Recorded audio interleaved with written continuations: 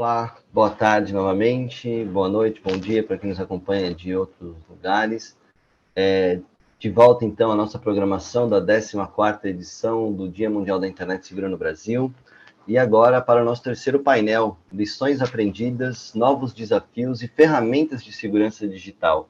Esse painel que historicamente, desde a primeira edição do Dia da Internet Segura no Brasil, a gente tem o privilégio de ouvir das empresas, principais plataformas que trabalham no contexto da internet no Brasil, as suas iniciativas, as suas ações, os seus esforços para que a gente possa ter cada vez mais uma internet segura, positiva, e usuários conscientes também das suas responsabilidades, mas a partir das próprias empresas, com o seu poder e com a sua responsabilidade de oferecer serviços desde o princípio, com condições de segurança, e também cada vez mais a preocupação com o bem-estar das pessoas, dos usuários de todas as idades. Então, para moderar esse painel, eu vou convidar o nosso colega Antônio Moreiras, que parceiro dessa edição também, das anteriores, gerente de projetos e desenvolvimento no Ceptro, no NIC-BR, e Moreiras vai moderar esse painel, que é realmente um privilégio de mulheres incríveis, vocês verão, que estão neste momento em postos de extrema relevância, ajudando a construir essas plataformas de uma maneira mais positiva e segura, com respeito aos direitos humanos desde partida. Então, Antônio Moreiras, mais uma vez agradeço muito pela sua participação aqui e passo a palavra para você. Bom painel, sigamos com a nossa agenda. Muito obrigado, Rodrigo. É um privilégio estar aqui. Eu é que agradeço o convite, apesar de eu trabalhar no NIC-BR, que é co-realizador do evento. Eu não sou um dos organizadores do evento e é um grande privilégio ser convidado para moderar essa mesa, que promete ser extremamente rica, né? Não só pelo fato de termos muitas mulheres, todas as nossas painelistas são mulheres, mas pelas empresas que estão envolvidas, por toda a situação. Então temos aqui representantes do Instagram, do Google Brasil, do Twitter, do TikTok, do Tinder, da Vivo. Então, são empresas extremamente relevantes, plataformas usadas por muita gente. E o objetivo desse painel aqui é a gente falar sobre as lições aprendidas e os novos desafios e ferramentas na segurança digital, no uso dessas plataformas, no uso da internet. Em particular, o que a gente aprendeu aí nesses 2 anos de crise, de pandemia, onde o uso da internet, o uso dessas ferramentas todas aumentou muito. As pessoas passaram a ficar mais dependentes, no bom sentido, vamos dizer assim, da rede. A rede ela passou a servir, né, de meio para tudo que era feito presencialmente ou para muita coisa que era feita presencialmente antes. Bom, eu vou citar aqui as nossas painelistas, palestrantes. Eu não vou passar o currículo delas inteiro, porque aí a gente acabaria o painel. Aqui são currículos extensos, mas eles estão lá no site. Se vocês quiserem ter mais informações sobre elas, deem uma olhada lá. Mas temos aqui a Natália Paiva, que trabalha com políticas públicas para a América Latina no Instagram, a Flávia Nemberg, que é gerente de políticas públicas e assuntos governamentais do Google Brasil, a Natália Neres, que trabalha com políticas públicas no Twitter, a Marília Monteiro, que é gerente de políticas públicas no TikTok, a Blessing, que é diretora de advocacia social no Match Group, no Tinder, vai falar em inglês com a gente, mas temos tradução. Temos a Marsuri Romero, que é executiva de sustentabilidade na Vivo. Então, o painel promete, e eu vou já passar a palavra para a primeira panelista. As panelistas vão ter aproximadamente 10 minutos cada uma para falar sobre as lições aprendidas, sobre as questões aí de segurança.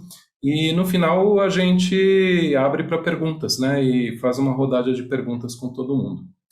Então, a nossa primeira panelista vai ser a Natália Paiva, do Instagram. E a gente sabe que o Instagram foi uma das plataformas que ganhou muita importância aqui no Brasil, em particular, durante a pandemia, seja para lazer, para comunicação, para vendas online, para estudo. E teve um aumento do tempo de uso e tal. E a gente pergunta para a Natália, né?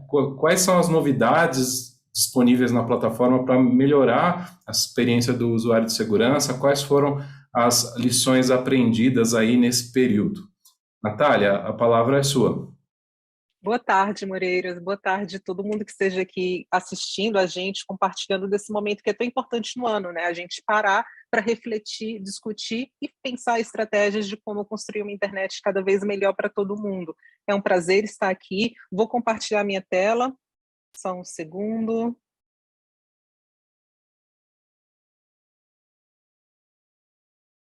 Imagino que todo mundo consegue ver, certo? Certo, né? Tá bom. Então, eu achei o tema desse painel super interessante, né? Então, pensando lições aprendidas, novos desafios e ferramentas de segurança digital, né? Acho que vou dar primeiro um passo atrás e pensar qual que tem sido a estratégia da Meta, a empresa que é dona tanto do Instagram como do Facebook, no que tange segurança das pessoas e bem-estar das pessoas nas nossas plataformas, né?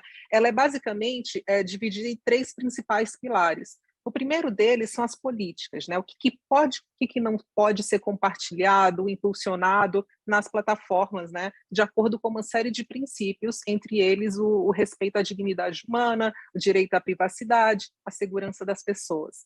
E também o tipo de tecnologia que a gente utiliza para poder detectar um conteúdo violador e removê-lo da plataforma, né? Então, essa é uma grande área de trabalho na qual há milhares, literalmente milhares de pessoas trabalhando todos os dias. Uma segunda grande área de trabalho são as ferramentas, né? Ferramentas de controle que o usuário pode ter da sua própria experiência online. E a terceira grande estratégia são os programas e parcerias que a gente faz com organizações ao redor do mundo para tentar pensar como que a gente pode cada vez mais promover esse uso saudável, ético e positivo da internet. Mas, em vez de esmiuçar cada uma desses três pilares, pensei em exatamente fazer essa reflexão, a partir desse trabalho que é feito, quais são as grandes lições que a gente aprendeu nos últimos anos, né? Desde o ponto de vista de Meta, com a perspectiva mais específica de Instagram. Eu diria que o primeiro de tudo, o primeiro pilar é pensar de antemão na questão da proteção, né? Então, a gente está falando de pensar os produtos, desenhar os produtos, tendo em vista a experiência das pessoas, principalmente as mais vulneráveis, em relação a riscos. Então, isso é bastante importante. Como que isso se traduz na prática, né?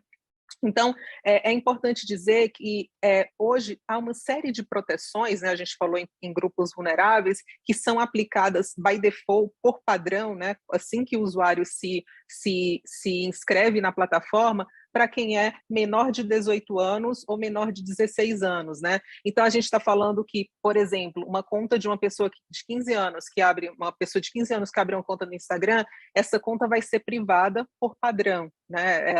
Ela já vai ser recomendada para ser uma conta privada e o usuário terá de ir lá em configurações para modificar isso, né? Também, um usuário menor de 18 anos tem a compartilhamento de localização desligada por padrão, né? Esse é um desenho por padrão. Além de reconhecimento facial, no caso do Facebook, principalmente, o público de postagem também vai ser definido como privado, no caso do Facebook, que é uma plataforma que permite que o conteúdo seja postado em privado, público ou um grupo pré-definido. E as informações como contato, escolas, data de nascimento, não são disponíveis para ser pesquisadas também quando se trata de um menor de 18 anos. Além disso, a gente faz uma espécie de aviso, que a gente chama de quick promotions, mas são avisos educativos para jovens também enquanto eles estão na sua experiência online. Também a gente aumentou ainda mais essas proteções no ano passado. Adultos não podem enviar mensagens a jovens com os quais eles não estejam conectados, né? Essa mensagem não chega para um jovem se eles não tiverem, né, se seguirem, enfim, forem amigos. Também a gente começou a desenvolver uma tecnologia que detecta usuários que têm um potencial de interesse de contato inapropriado com os jovens. Por exemplo, há uma série de sinais que são lidos por essa tecnologia, como, por exemplo, o fato de uma pessoa, de um usuário maior de 18 anos, ter sido reportado, denunciado por vários jovens, né, menores de 18 anos. Esse é um dos vários sinais que a gente vai ter para garantir que essa pessoa não consiga, inclusive, buscar uma conta de um menor de 18 anos no Instagram, né? Ela vai tentar fazer uma busca, não vai achar resultado nenhum. Além de uma série de avisos, né, de seguranças também que a gente faz para os jovens. Um segundo ponto nessa reflexão de pensar de lições aprendidas, que eu acho especialmente interessante, são ferramentas que fazem uma espécie de nudge, né, dão uma espécie de empurrãozinho ao usuário na direção de um comportamento mais saudável e positivo. Como que isso tem se traduzido na prática, né? Há 2 anos e meio, 3 anos, a gente lançou essa ferramenta que se chama Aviso de Comentário. E ela é super interessante porque ela atua da seguinte maneira: toda vez que alguém tenta postar um comentário que tem um alto teor de possibilidade de ser ofensivo, ou seja, não necessariamente ele é, mas tem uma alta potencialidade de ele ser, a gente vai mostrar essa mensagem. Você tem certeza de que deseja publicar isso? E a pessoa tem a possibilidade de voltar ao editor de texto e refazer esse comentário. E eu compartilho aqui que 50% das pessoas de fato refazem o comentário e postam um comentário benigno. Ou seja, é como que a gente pode de fato levar os usuários para um comportamento mais positivo para todo mundo, né? Em paralelo a isso, a gente também mostra essa mensagem, preservando o Instagram como um lugar acolhedor. Estamos pedindo que as pessoas reconsiderem esse tipo de comentário, que pode ser ofensivo, etc., etc., o que tem um efeito pedagógico muito grande também. E isso tem que se revelado muito útil. Um outro exemplo de nudge ou empurrãozinho ao usuário para um comportamento mais saudável, a gente lançou essa ferramenta Faça uma Pausa, na semana passada, que basicamente ela funciona da seguinte maneira: se você ativar essa ferramenta, e a gente está levando mensagens especialmente para os jovens para que eles ativem essa ferramenta, você pode escolher entre 10, 20 ou 30 minutos. E o que significa? Toda vez que você abrir o seu aplicativo do Instagram, a cada sessão, e a gente sabe que as pessoas têm múltiplas sessões ao longo do dia, uma vez que chegue aos 10 minutos, você é avisado, né, com essa terceira tela aqui que está na imagem, que é: quer fazer uma pausa? Respire profundamente, vai escutar uma música, fazer a sua lista de afazeres do dia, etc. E isso tem sido também, é uma ferramenta bastante nova, mas já tem dado sinais de ser bastante promissora. Não vou nem falar da minha experiência pessoal, que já estou testando há algum tempo e tem sido muito benéfico, mas também um dado que eu posso compartilhar é que nos testes preliminares que a gente fez no ano passado, já dessa ferramenta, 90% dos jovens, né, menores de 18 anos, que ativam essa ferramenta permanecem com ela ativa por um bom tempo. Ou seja, eles veem um valor em ter essa lembrança, esse lembrete de se desligar da rede social e fazer outra coisa, porque quando a gente está falando de uma internet positiva, não é só o risco do dano, né, que vem à mente num primeiro momento, né? Como, por exemplo, o assédio. A gente está falando também de a internet ser um espaço positivo e não um espaço de drenar a saúde mental de jovens. E a gente quer que o Instagram seja esse espaço positivo. Além disso, a gente tem vários recursos, como, por exemplo, um recurso de apoio para prevenção de suicídio. Então, se a pessoa, né, busca hashtags específicas que podem ser relacionadas à ideação suicida, a gente vai conectar essa pessoa a uma linha de ajuda do CVV. E, recentemente, também a gente passou a fazer o mesmo para transtornos alimentares. Não só a gente dá algumas dicas que foram feitas juntos com especialistas, mas também a gente conecta essa pessoa com uma série de recursos físicos, né, psicólogos, enfim, que prestam tratamento para quem está sofrendo de transtornos alimentares. Então, por exemplo, se a pessoa buscar uma hashtag como bulimia, por exemplo.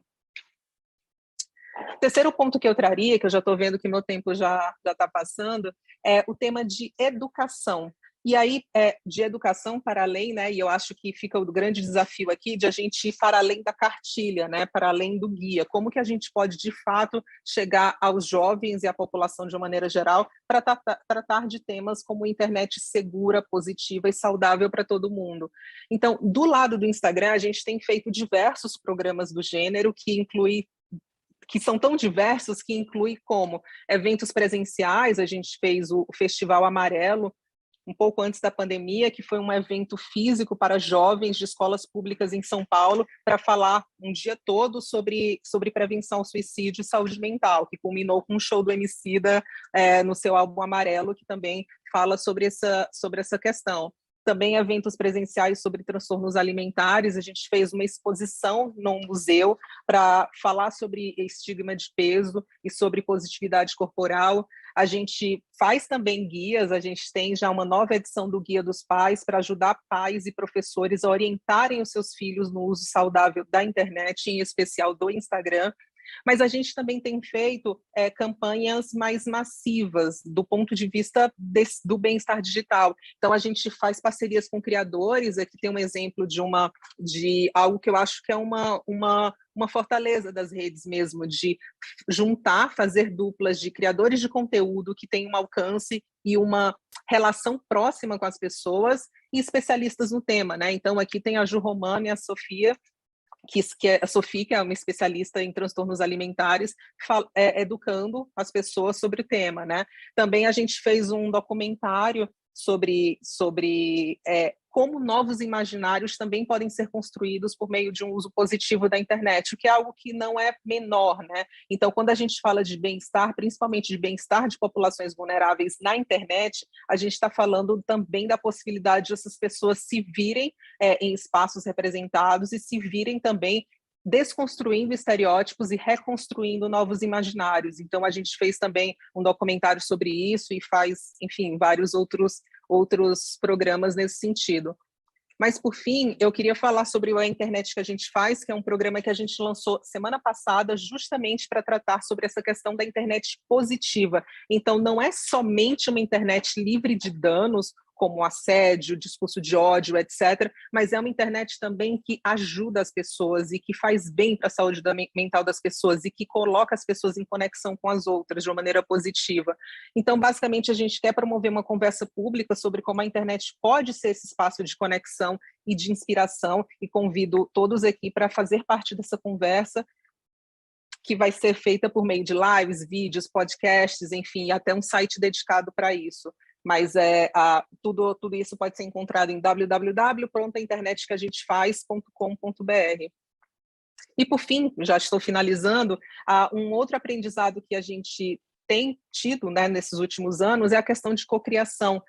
No painel anterior, uma pessoa da plateia fez uma pergunta muito interessante sobre a participação dos jovens, né? E é exatamente isso também que a gente sente. Então, a gente tem cada vez mais investido nesse processo de escuta de jovens. Então, a gente está desenvolvendo no lado do Instagram ferramentas de controles parentais. E, para isso, a gente está escutando tanto especialistas, mas também pais e jovens. Então, no Brasil, a gente deve fazer sessões amplas com jovens nas próximas semanas para tentar escutar em qual seria o formato disso e como que isso pode ser positivo nas diferentes realidades, né? Obviamente, realidades socioeconômicas, de disponibilidades parentais e etc. Então, acho que isso é extremamente fundamental, que esse processo de escuta, que não seja apenas uma escuta formal, mas que seja também esses espaços de cocriação, e a gente está propondo, e creio que no próximo Safer Internet Day a gente pode compartilhar um pouquinho de como que foi esse processo que ainda está no começo.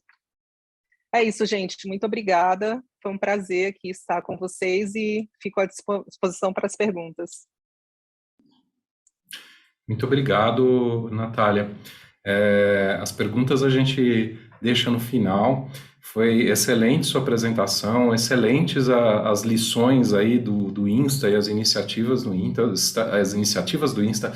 Eu achei muito legal a questão de desenhar o produto já pensando na segurança, já pensando na ausência de risco, né? Quando a gente desenha um produto, quando a gente está pensando em segurança do tipo brechas e quando a gente está escrevendo software, a gente faz isso, né? A gente pensa o software já prevendo todos os riscos de segurança, mas do ponto de vista de usabilidade também, isso é fantástico, quer dizer, pensando as opções seguras por padrão, os nudges, as iniciativas de educação, acho que são todas lições que todos nós podemos trazer para os serviços online e para outras plataformas, muito interessante mesmo, muito obrigado pela sua apresentação.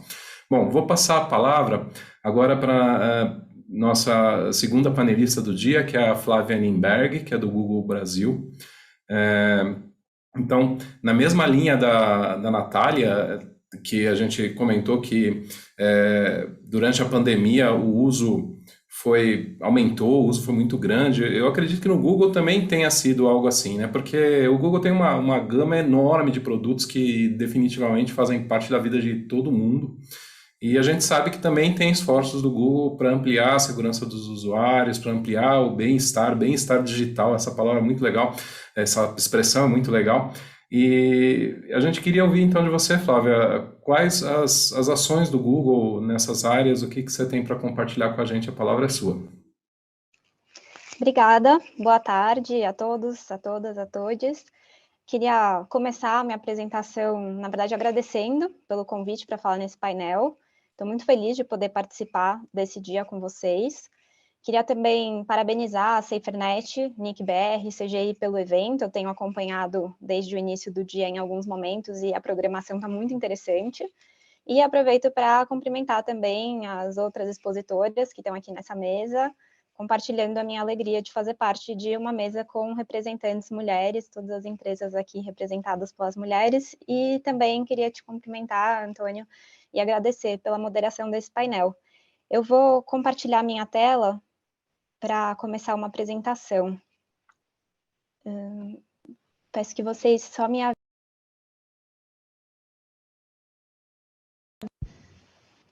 Bom, vocês conseguem me escutar e ver a apresentação? Ótimo. Então, vamos lá. Bom, eu inicio a minha apresentação trazendo algumas informações que acho que podem contribuir para essa discussão sobre o que é uma internet mais positiva. Hoje, o Google divulgou um levantamento que foi realizado pelo próprio Google com pais e responsáveis em países da América Latina, incluindo o Brasil. Essa pesquisa ajuda a gente a pensar como o tema da segurança online virou um assunto mais comum entre as crianças e seus responsáveis, especialmente passado tanto tempo de pandemia. Como foi falado aqui no início do painel, essa questão de isolamento social, distanciamento social, acabou acelerando a relação das crianças com a tecnologia, muitas vezes antecipando conversas sobre cuidados que aconteceriam mais para frente, mas que pelo uso da tecnologia, elas tiveram que acontecer de forma talvez antecipada.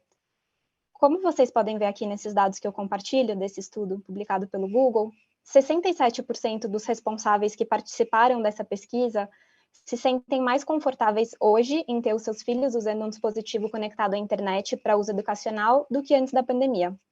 Além disso, 88% acreditam que seus filhos iriam procurá-los se tivessem algum problema online. Acho que outros dados que são interessantes, que estão aqui, é sobre o que os responsáveis têm feito para ajudar com problemas relacionados à segurança na internet. 82% disseram terem tido uma conversa significativa com os seus filhos sobre o tema, e a grande maioria, como vocês podem ver aqui, 95%, dizem acompanhar as atividades dos seus filhos por meio dos seus dispositivos. Apesar de a gente ter esse cenário muito positivo de aumento de conversa e diálogo, tem também muita preocupação envolvida. Entre os assuntos que causaram maior preocupação entre os responsáveis estão aliciamento infantil, privacidade e segurança e acesso a conteúdo inapropriado. Outro dado que acho relevante de compartilhar, que esse estudo percebeu, é que o Brasil é o país da região em que as crianças ganham um dispositivo celular para acessar a internet mais cedo. Acho que isso torna ainda mais relevante a gente falar sobre tudo isso. E eu fiz essa introdução com esses dados porque acho que ela joga a luz na importância de a gente ter uma internet com uma abordagem diferenciada para crianças e adolescentes. No Google, a gente acredita muito que a tecnologia tem um impacto positivo para o desenvolvimento das habilidades das crianças, como o desbloqueio da criatividade, promoção da livre expressão, entre outras, mas ao mesmo tempo a gente também reconhece que a tecnologia pode ter impactos indesejados na vida das crianças. Por isso a gente tem trabalhado para ajudar a proteger as crianças e ao mesmo tempo permitir que elas brinquem, se expressem e aprendam online. E o tema desse painel é muito oportuno por falar de lições aprendidas justamente por isso, porque é um aprendizado a gente conseguir equilibrar essas duas possibilidades da internet. Para fazer isso, a gente tem trabalhado sobre 4 pilares principais: a construção de produtos inovadores, a implementação de políticas eficientes, a proteção da privacidade das crianças e o trabalho sempre em conjunto com especialistas, e aí eu não preciso nem dizer o quanto a SaferNet tem sido importante nesse trabalho como especialista para nos ajudar a pensar em algumas questões. Essas preocupações todas, elas se traduzem em 4 pilares principais, como vocês podem ver aqui, de empoderamento, políticas, educação e produtos. Pelo tempo que eu tenho aqui no painel, eu vou selecionar só alguns desses, mas eu sigo à disposição para a gente falar em qualquer outro momento sobre o que eu não cobri aqui. A parte de empoderamento busca empoderar o usuário para que ele tome as suas decisões no uso da internet. A gente tem o Family Link, que é um aplicativo para download, que ajuda os responsáveis a se manterem atualizados enquanto os filhos exploram a internet. Esse aplicativo permite que os responsáveis criem suas regras digitais para a família, como gerenciar os aplicativos que os filhos podem usar, ficar de olho no tempo de tela, definir uma hora de dormir e um limite diário para o dispositivo dos filhos, entre outras opções. Na parte das políticas, o Google tem desenvolvido soluções, por exemplo, para impedir o uso das nossas plataformas para disseminar material de abuso sexual infantil. Esse trabalho, já de longa data, incluiu o desenvolvimento de novas tecnologias que permitem que o Google identifique, de forma rápida e eficiente, o material de abuso sexual infantil nas suas plataformas, e com isso não deixe que ele seja disseminado online. Tem também toda uma parte para proteger as crianças contra o acesso a conteúdo prejudicial e impróprio. No YouTube, por exemplo, uma das principais áreas das diretrizes da comunidade é justamente a segurança infantil.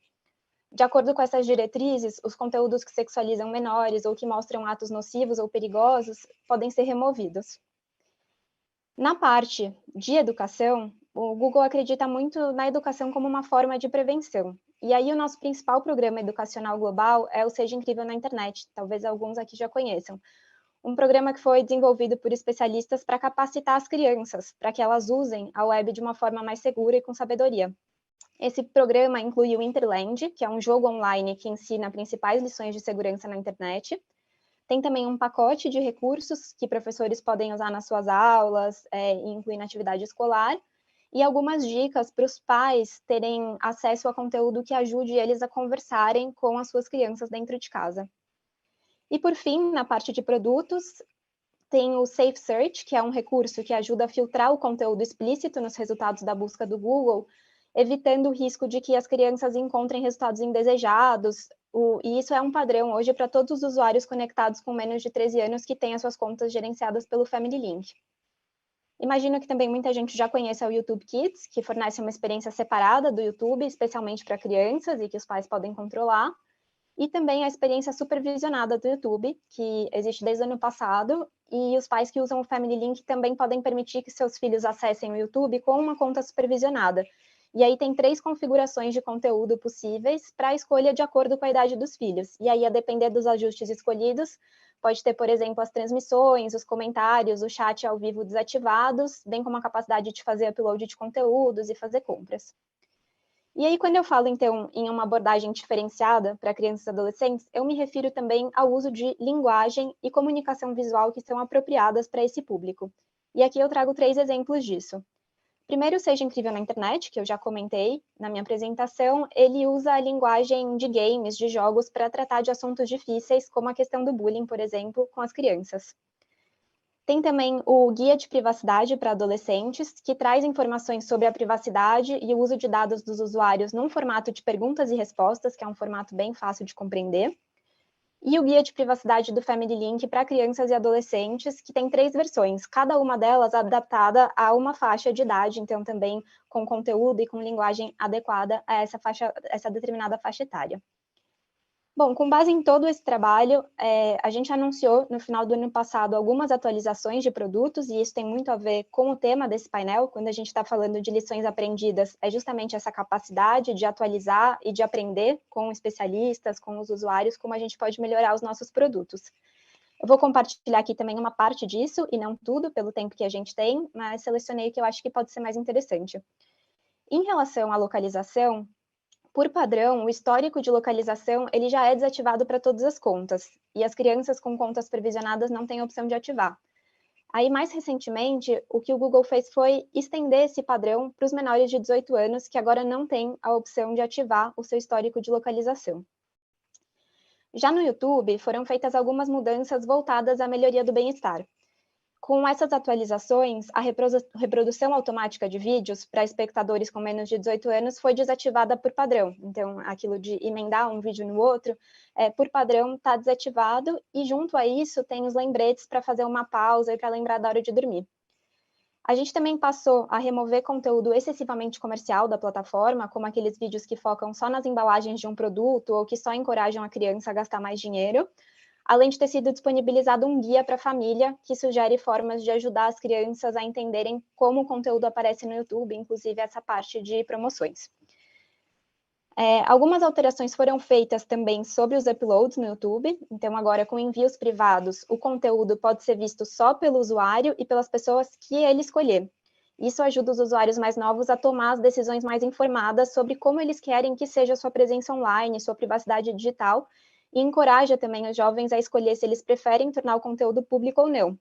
Se quiserem tornar o conteúdo público, é só trocar a configuração, e nesse caso são enviados lembretes para informar quem tem permissão para ver o vídeo. E para acompanhar essas atualizações, a gente também criou avisos contextualizados no YouTube para os usuários mais jovens lembrarem quem pode ver os comentários, as transmissões ao vivo, as postagens. E, por fim, na parte de Google Play, também foram feitos esforços para promover conteúdo infantil de qualidade, e aí foi lançada uma nova seção de segurança que permite saber quais os aplicativos que seguem as políticas para famílias. Isso faz com que os aplicativos sejam obrigados a divulgar de forma mais detalhada como eles usam os dados que eles coletam, tornando mais fácil para os pais decidirem se aquele aplicativo é adequado para os filhos antes de baixar. E agora, para encerrar minha apresentação, eu vou falar um pouco sobre segurança e privacidade de forma mais geral. Afinal, eu tenho falado aqui de criança e adolescente, mas privacidade e segurança é uma preocupação para todas as idades. E queria aproveitar o dia de hoje para lembrar alguns recursos que o Google oferece nesse sentido. Tem a central de segurança, que reúne todas as configurações de todos os produtos do Google, Gmail, Google Chrome, Maps, YouTube, Fotos, Meet, Assistente, tudo está em um só lugar, usando o conceito que a gente chama de One Stop Shop. Nessa página, é possível fazer a verificação de segurança para revisar e gerenciar todas as configurações, checar os dispositivos que estão conectados, ver se tem senhas que podem estar comprometidas, como a tela está mostrando, enfim, fazer toda uma verificação de segurança da sua conta. E isso leva também a um check-up de privacidade, que permite ter as informações para entender todos os dados que estão sendo coletados, para anúncios, para localização, para histórico de vídeos, e também por que esses dados são coletados e como eles podem ser atualizados, gerenciados, baixados e até excluídos. E a ideia é dar ao usuário a escolha do que fazer com os seus dados e de que forma o usuário quer que seus dados sejam ou não aproveitados. Bom, com isso eu finalizo a minha apresentação, reforçando o compromisso do Google para fomentar uma internet mais positiva para crianças, adolescentes e mais segura para as pessoas de forma geral. Então, agradeço pelo convite mais uma vez e é um prazer estar aqui nesse painel. Obrigada.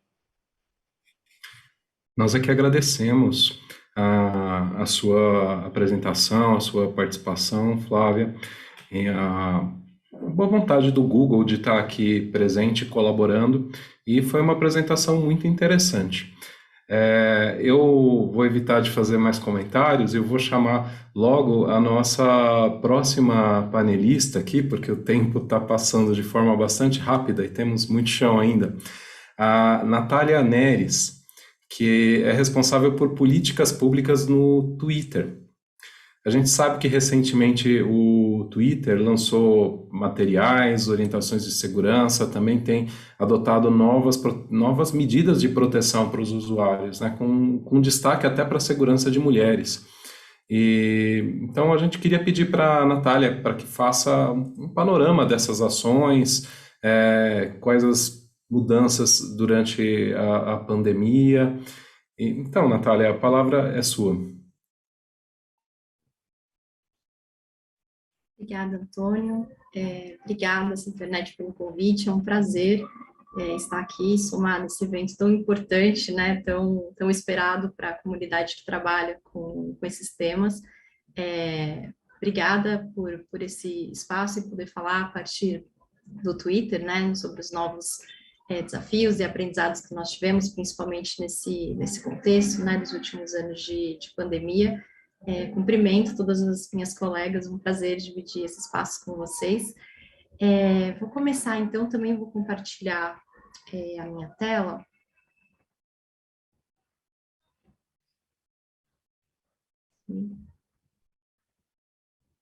Peço que vocês me digam se conseguem ver.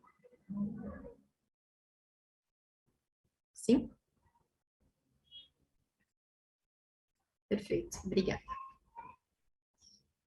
Bom, fui apresentada, sou Natália Neres, eu coordeno a área de políticas públicas no Twitter Brasil.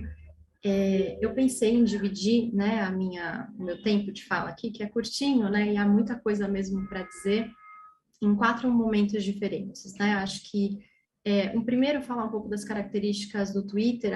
Acho que um ponto que fica bastante claro quando a gente apresenta juntas, né, todas as plataformas, é que elas são muito diferentes entre si, têm objetivos muito diferentes, públicos também muito diversos, né. Então, começar falando um pouco do Twitter e o que a gente tem feito para proteger a saúde da conversa. Num segundo momento, os tipos de medidas que nós adotamos, os nossos progressos. Num terceiro momento, e por fim, falar de ferramentas de segurança e controle da experiência, porque eu acho que até ouvindo as outras colegas, isso fica muito evidente, né, de que há mais de uma maneira de lidar com o tema da segurança, né, não só, isso não significa só regras muito rígidas sobre abuso, mas também muitas outras experiências que a gente possa oferecer, e muitas ferramentas que a gente possa oferecer às pessoas que usam a plataforma de controle, né, da própria experiência, e que reforçam seguranças e que elas podem ter mesmo até um efeito preventivo, né, em relação a qualquer problema que se possa ter de uso não adequado, né, da plataforma. Eu começo, então, dizendo, né, que o Twitter é esse lugar onde as pessoas vão para saber o que está acontecendo, e esse, portanto, é um lugar de conversa, né, de conversa sobre entretenimento, conversa sobre grandes eventos políticos, e a ideia, né, a perspectiva que o Twitter tem é de servir essa conversa pública, né, e a gente entende que quanto mais saudável for essa conversa, mais diversa ela será, mais pessoas estarão envolvidas, e quando se tem um comportamento abusivo, ou quando se tem condutas não adequadas na plataforma, em geral, a gente desencoraja as pessoas a conversarem, a se expressarem, a conversa pública diminui, né, o seu valor de fato. Então, tudo que a gente tem experimentado em termos de regras e aprimoramento das regras, ou mesmo de novas ferramentas, nessa perspectiva de que a gente precisa fazer com que essa conversa pública ela seja de qualidade de fato, para que as pessoas queiram estar ali, né, e que essas pessoas sejam as mais diversas possíveis. É nesse sentido, então, que a gente, a nossa principal pergunta o tempo todo é como proteger, né, a saúde da conversa. E a gente entende que a resposta mais direta para isso é endereçando os desafios. E a gente entende que hoje a gente tem 3 grandes desafios, né, para lidar, para garantir a segurança e a saúde que eu tanto tenho falado, né. Acho que um primeiro tem a ver com desinformação, o primeiro desafio, né. Um segundo desafio tem a ver com automação e robôs, e um terceiro desafio tem a ver com comportamento abusivo mesmo. Eu vou passar, então, rapidamente por eles, o que a gente já tem, o que a gente aprimorou nesse período para cobrir aqueles outros 3 pontos que eu comentava na introdução. Eu acho que um ponto importante aqui a ressaltar é que qualquer tipo de aprimoramento que a gente faça, o que está sempre por trás desses aprimoramentos são esses princípios, né, que são esses 5 principais que eu trago aqui. O primeiro, que é esse princípio de diminuição do potencial de dano na plataforma. Um segundo, de reduzir preconceitos e incentivos prejudiciais. Um terceiro, de diminuir a dependência de remoção de conteúdo. Isso vai ficar um pouco mais claro quando eu contar dos esforços proativos que a gente tem feito em relação a comportamento abusivo, o aumento de diversidade de perspectivas e o aumento da responsabilidade pública também. E, bom, como que a gente tem, então, pensado nesses 3 desafios, baseado nesses princípios, em relação ao que a gente tem hoje, principalmente nesses últimos anos, né? Em relação a esse primeiro desafio da desinformação, a gente tem, acho que um modo de abordar em dois grandes temas, e nós temos 2 grandes políticas em relação a esse tema, que é a política de integridade cívica, que tem a ver com tudo que está relacionado principalmente a processos cívicos e eleições. Infelizmente, eu não tenho tempo, né, de destrinchar cada uma dessas políticas, mas acho que o importante aqui nessa comunicação é dizer, né, que elas existem e quais foram os aprimoramentos que nós temos feito nos últimos tempos. Um segundo tema, né, nessa perspectiva da desinformação, é a Covid, e aqui uma grande lição já aprendida de que a gente sabe, né, para o desenvolvimento de uma política específica, de uma regra específica, se leva muito tempo. E nós elaboramos as nossas políticas de informações enganosas sobre a Covid imediatamente quando a pandemia foi anunciada e quando ela começou, e a gente foi aprendendo muito sobre isso, né, e que tipos de conteúdo e que tipo de ferramentas a gente poderia disponibilizar, mas foi talvez a política que tenha sido implementada de um modo mais rápido, né, considerando a urgência e a importância do tema. Mas para além dessas 2, né, acho que, aliás, dentro delas 2 estão as nossas políticas em relação à mídia sintética e manipulada, prompt de Covid-19, né, então esses recursos também, acho que Natália Paiva comenta, né, de se a pessoa busca algumas palavras-chave específicas sobre o assunto pandemia, ela vai encontrar informações apuradas e qualificadas sobre isso. E, além disso, o apoio, né, a diversas iniciativas de educação midiática, isso principalmente nesse eixo de combate à desinformação. Em relação a robôs, né, acho que um ponto importante que a gente aprendeu também é que muitas pesquisas, né, tratam sobre isso, trabalham sobre isso, mostram essa presença ou essa ausência, mas a gente aprendeu, né, principalmente que há outros sinais que são importantes para que a gente possa detectar a automação, né? Então, a gente tem trabalhado nisso proativamente. Nosso último relatório dá conta, né, de que nós temos desafiado muitas contas, muito mais do que em anos anteriores, para entender se elas são utilizadas, né, por pessoas, ou se há algum tipo de automação por ali.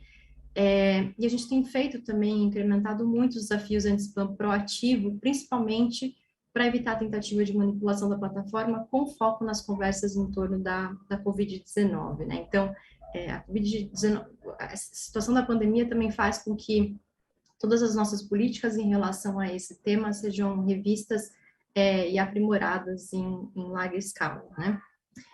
Em relação ao terceiro desafio, né, que é o abuso, a gente tem as nossas regras, né, e convido a todos a olharem, elas são públicas de fato, estão disponíveis em português também, e se dividem nesses 3 grandes eixos, né, privacidade, segurança e autenticidade.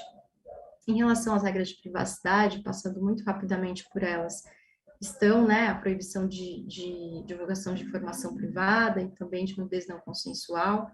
Quando a gente fala de segurança, está um conjunto, né, de comportamentos que são proibidos também, como a violência, o terrorismo, o extremismo violento, a exploração sexual infantil, e aqui falando de ferramenta, e também da importância das parcerias, né, nesse ano ano passado, a gente estabeleceu uma parceria com o SaferNet também para fazer um prompt no qual, toda vez que termos relacionados à exploração sexual infantil sejam buscados, a pessoa seja direcionada ao próprio helpline da SaferNet, né, que traz orientações específicas sobre isso, inclusive de denúncia de conteúdo. Nossas políticas em relação a abuso e assédio, a proibição, né, de veiculação de bens ou serviços ilegais ou não regulamentados, a proibição do encorajamento, né, a promoção de suicídio, automutilação, conteúdo sensível de multimídia também, e o comportamento de incitação ao ódio, que também é uma política que sofre cotidianamente aprimoramentos, quando cada vez mais a gente percebe a necessidade de inclusão de novas categorias protegidas, né, para além da raça e da etnia. Enfim, nossos últimos aprimoramentos incluíam também deficiência. Então, essas políticas também estão sempre em movimento, como poderia dizer. E as regras de autenticidade, muitas delas eu já comentei, porque elas fazem muito parte das nossas estratégias em relação à desinformação, relacionados aos dois temas nos quais nós trabalhamos, né, e que eu já mencionei, que é a spam e manipulação da plataforma, as políticas de integridade eleitoral, a proibição de suplantação de identidade, também de conteúdo multimídia falso ou alterado, e as nossas políticas específicas relacionadas a direitos autorais e marcas registradas.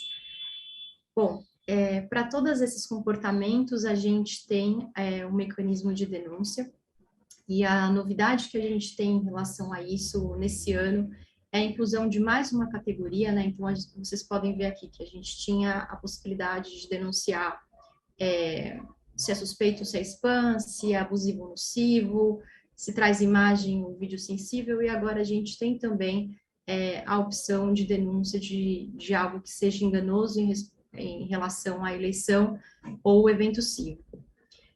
Principalmente em relação a essa possibilidade, né, essa ferramenta foi um experimento em países de língua inglesa durante os últimos anos. Ela vem agora também como uma ferramenta de experimento para o contexto brasileiro.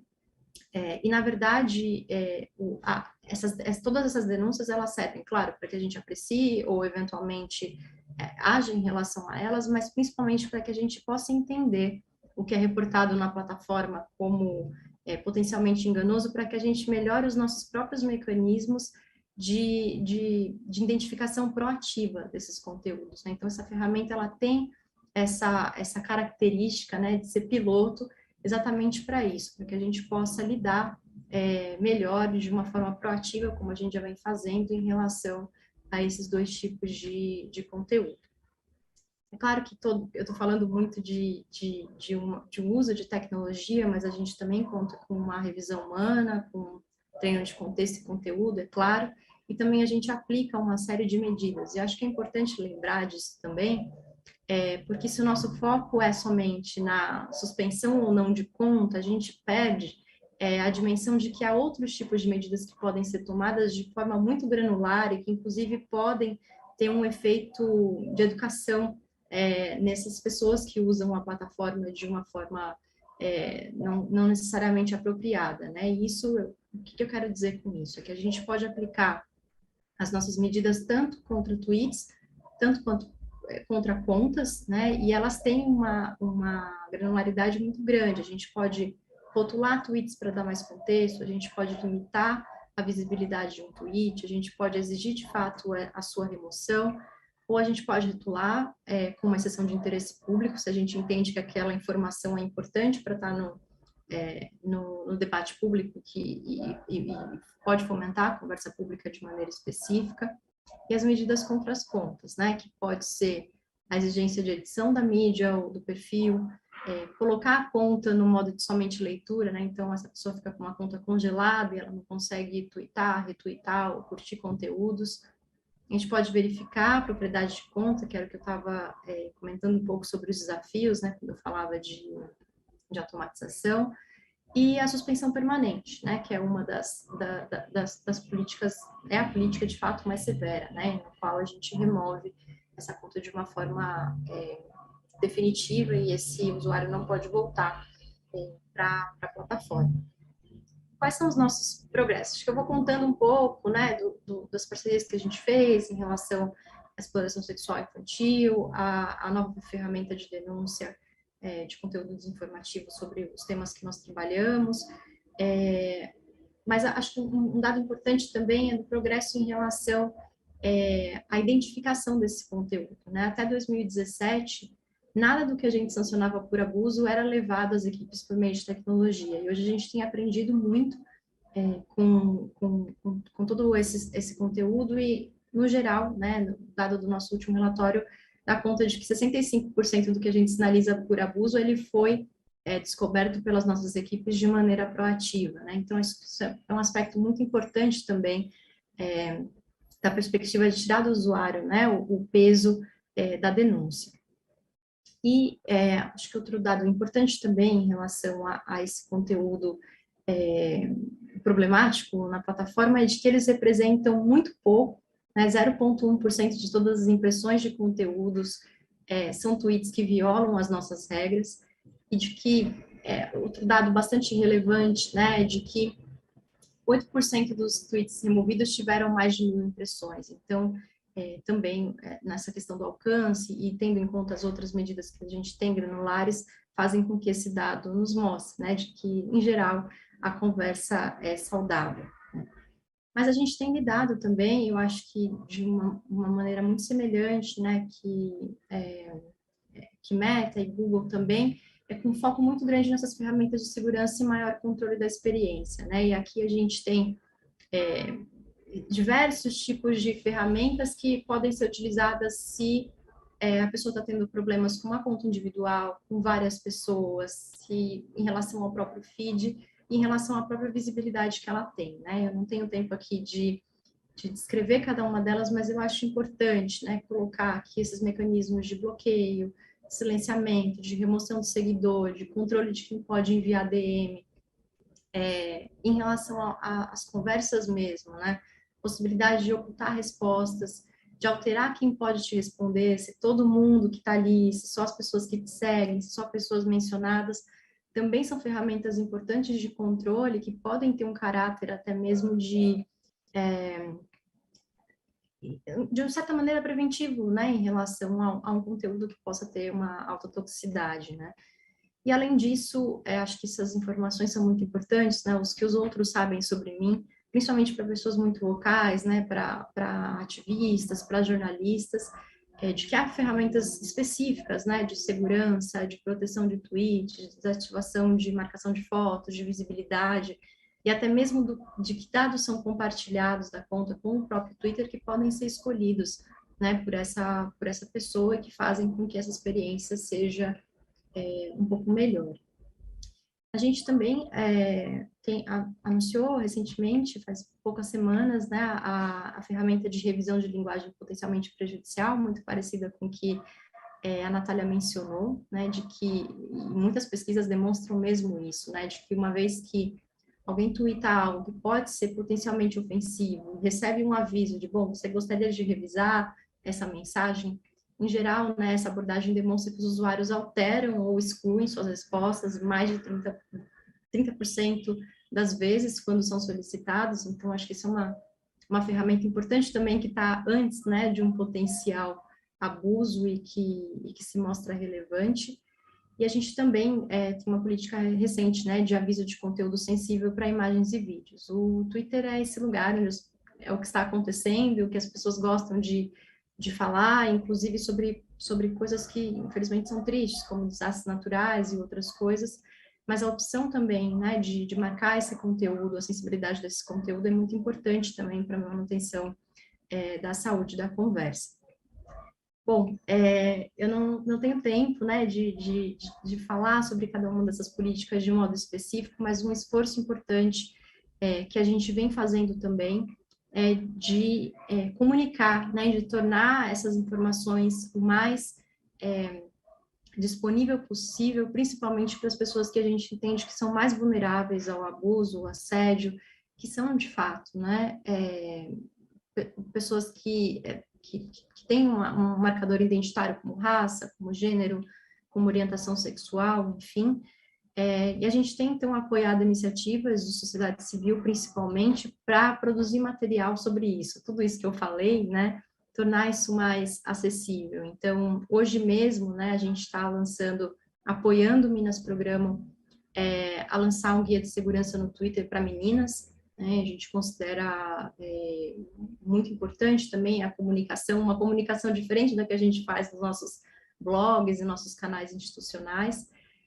E também, no ano passado, nós lançamos isso com uma contribuição do Internet Lab um guia de segurança para jornalistas mulheres e não binárias, né? Então, acho que também isso traduz os esforços e também o guia mesmo, o manual para jornalistas foi feito com uma escuta global de organizações de sociedade civil que tratam o direito das mulheres.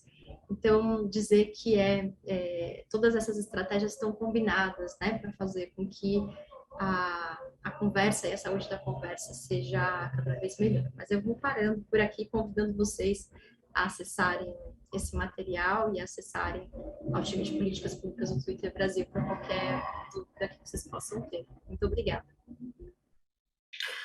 Muito obrigado, Natália. Foi uma apresentação excelente. Eu não queria estar no papel de vocês que lidam com segurança nessas plataformas, porque é difícil, viu? É muito difícil, porque muito dessas ferramentas lida com a opinião das pessoas e tal, e muitas das coisas que a gente acha que é incontroverso, hoje, para algumas pessoas parece incontroverso, para outras não é, né? Mesmo que a ciência fala, né? Lembrando que, sei lá, quando descobriram que a Terra girava em torno do Sol e não o contrário, foram cientistas que foram lá e falaram, não, tá errado isso daí.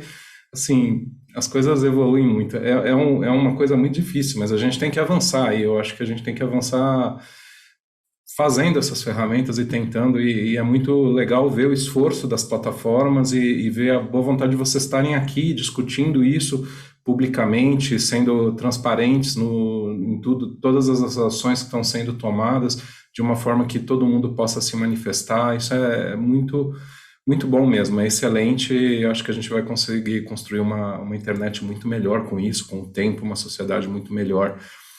Bom, vamos lá. Eu vou passar a palavra agora para Marília Monteiro, do TikTok, gerente de políticas públicas do TikTok.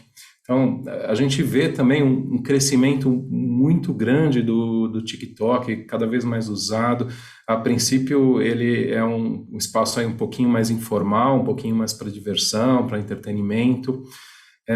Como lidar com esse tema de segurança e de proteção, talvez aproveitando esse estilo aí da plataforma, o engajamento do pessoal, o engajamento aí num tema tão sério para uma plataforma que muitas vezes é usada para diversão, né? Como educar os usuários nesse contexto. Então, Marília, por favor, a palavra é sua.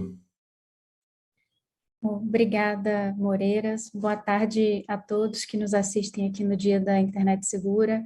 Cumprimento as minhas colegas de mesa, com quem eu também tenho um grande orgulho de estar. Muito bom rever os meus colegas do NIC-BR e agradeço a Cifernet também pelo convite do TikTok poder participar da construção desse diálogo e poder apresentar as nossas medidas e as nossas ferramentas e os nossos esforços para manter a internet, esse ambiente saudável, seguro e mais positivo. Então, bom, é um desafio sempre falar depois, não só de mulheres tão poderosas, mas também das plataformas que vieram antes de mim, complementando, não complementando, mas só fazendo coro ao que a Natália falou antes de mim. Muito prazer trazer a perspectiva do TikTok, trazer a perspectiva de um produto diferente, cada plataforma com a sua própria identidade, com a sua própria proposta, trazendo mecanismos para ampliar a segurança dos nossos usuários. Então, como o Moreiras falou, né, a missão do TikTok é inspirar a criatividade e trazer a alegria. É uma plataforma global de entretenimento, sabemos que o TikTok inaugurou uma nova geração de conteúdo que é fácil de usar e verdadeiramente autêntico, e nós sabemos o impacto que o TikTok vem causando em novas tendências culturais e também a responsabilidade que nós temos em criar esse ambiente positivo e seguro para que os nossos usuários continuem vindo ao TikTok para se expressar de forma criativa e elevar o seu espírito. Somos uma plataforma muito jovem, comparadas às plataformas, as minhas colegas que falaram aqui antes de mim, mas desde a concepção do TikTok, nós construímos e fortalecemos as nossas equipes e tecnologias para apoiar esse compromisso de criar um ambiente seguro e acolhedor para a nossa comunidade, pois nós sabemos que essa é a garantia para que as pessoas continuem se expressando de forma autêntica. Então, eu vou falar um pouco, de forma geral, sobre as garantias, as ferramentas e como nós implementamos esses controles para personalizar uma experiência individual, né? Ter um controle da experiência do TikTok e manter os nossos criadores, a nossa comunidade se sentindo segura para se expressar de forma criativa, de forma geral, e também vou anunciar algumas das medidas que nós temos específicas para o nosso público mais jovem, os nossos adolescentes, e recentes lançamentos, né, aprendizados, como é o objetivo aqui desse painel, aprendizados que nós tivemos, sobretudo no último ano, que nós gostaríamos de compartilhar aqui hoje com vocês. Então, começando falando um pouco sobre como nós apoiamos para apoiar o bem-estar da nossa comunidade, né?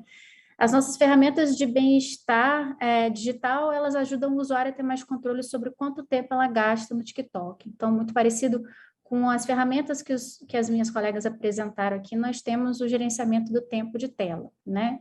Então, o propósito do gerenciamento do tempo de tela dar ao usuário a possibilidade de se divertir de forma saudável, né? Identificando o equilíbrio certo para o uso da tecnologia.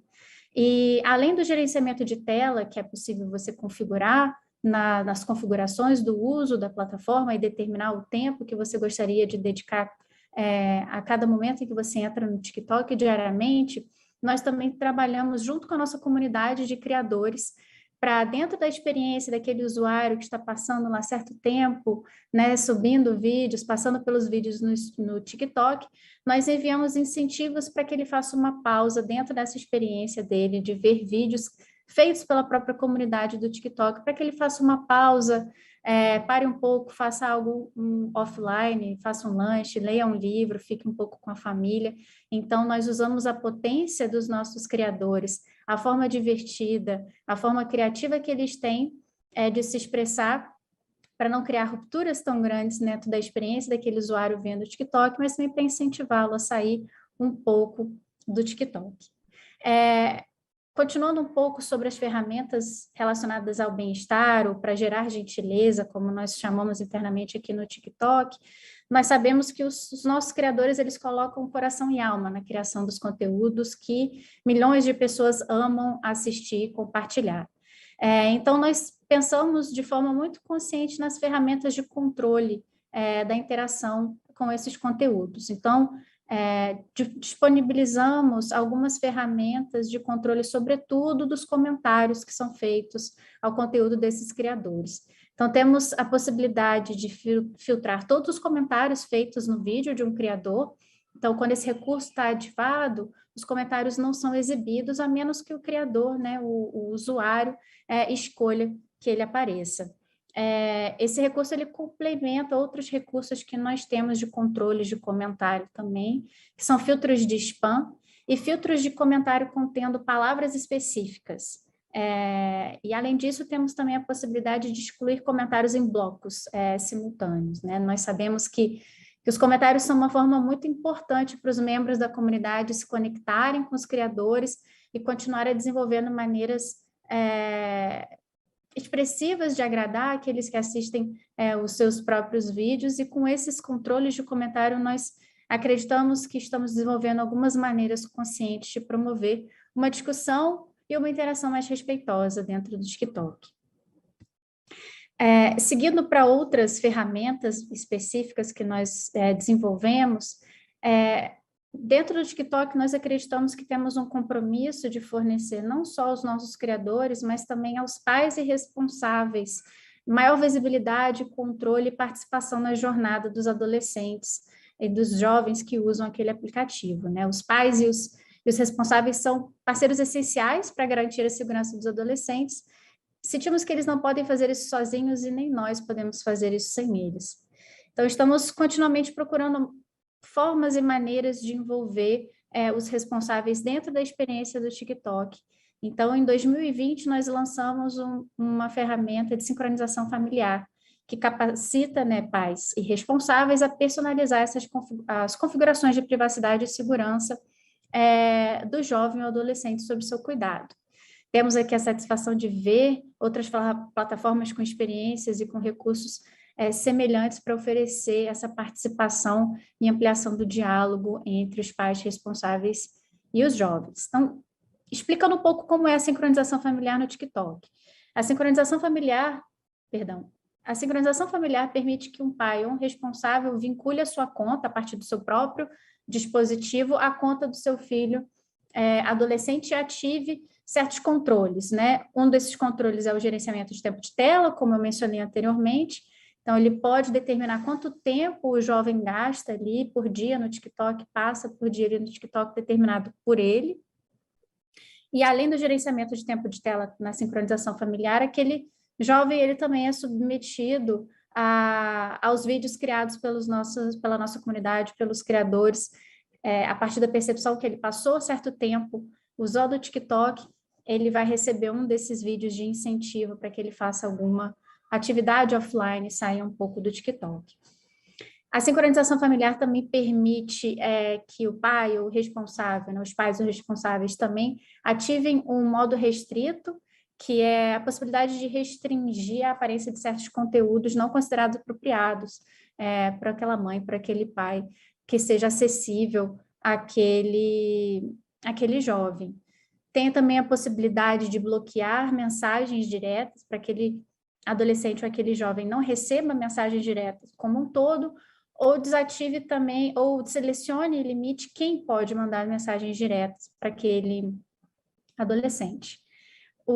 Há a possibilidade também de limitar o acesso à busca a certos tipos de conteúdo, e por conteúdo aqui, a gente fala de todos os conteúdos acessíveis no TikTok, sejam contas, hashtags, áudios que podem ser buscados e acessados dentro do TikTok, além também da possibilidade de gerenciar e limitar a interação por meio de comentários aos vídeos criados por aquele adolescente.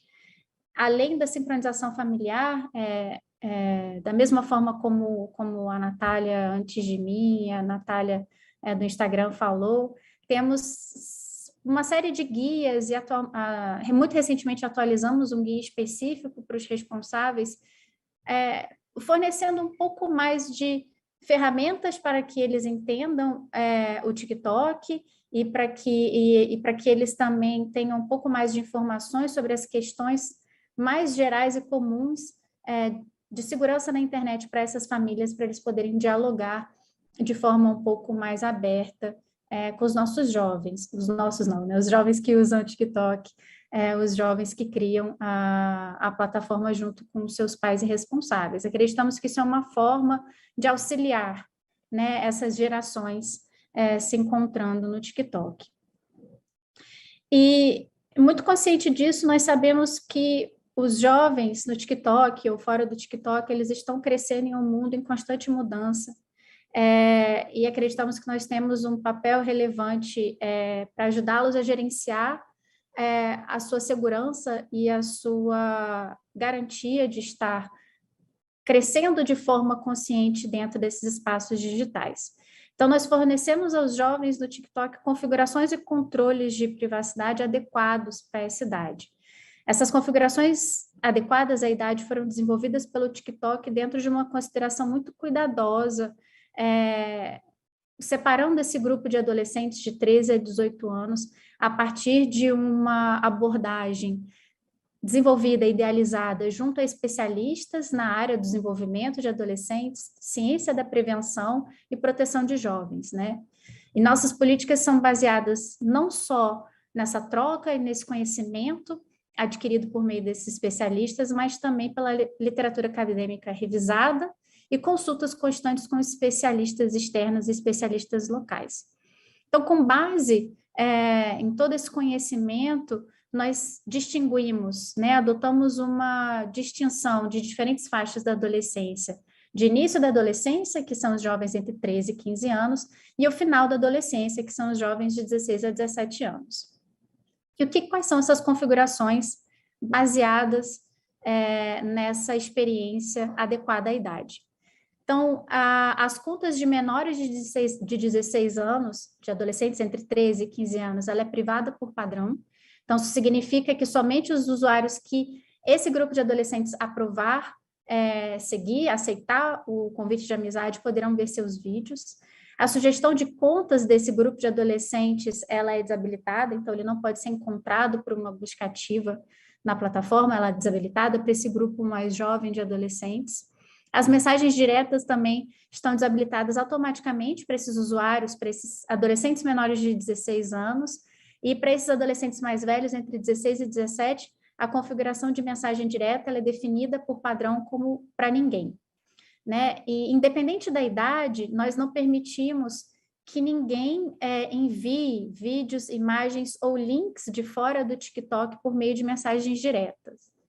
Nós tomamos essa decisão de proibir esse conteúdo alheio, né, ao TikTok para proteger não só a nossa comunidade como um todo, mas especialmente os adolescentes contra formas de exploração, intimidação ou outras comunicações indesejadas, pois aprendemos por meios de recomendações e estudos de especialistas que esse tipo de conteúdo ele é mais comumente disseminado e compartilhado por meio de mensagens diretas.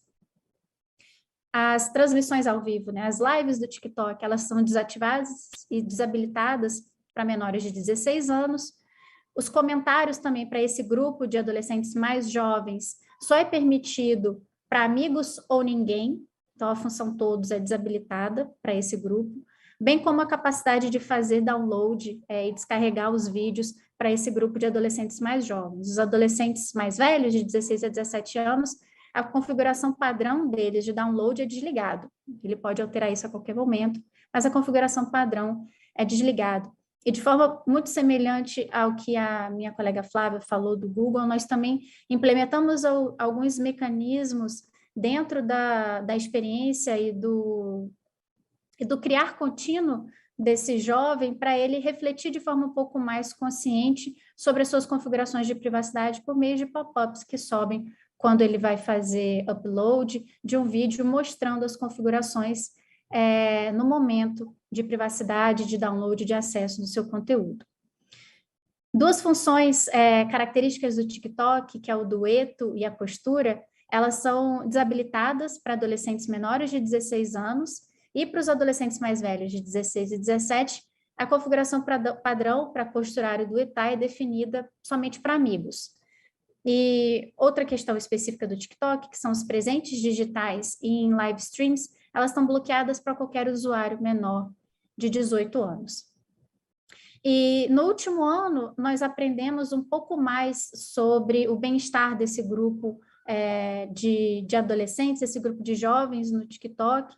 Aprendemos um pouco com eles, com suas recomendações, e conscientes do momento que eles passam se descontraindo no TikTok, e para ajudá-los a desenvolver um hábito digital mais positivo, uma relação mais saudável, não só com a internet, mas também com a nossa plataforma.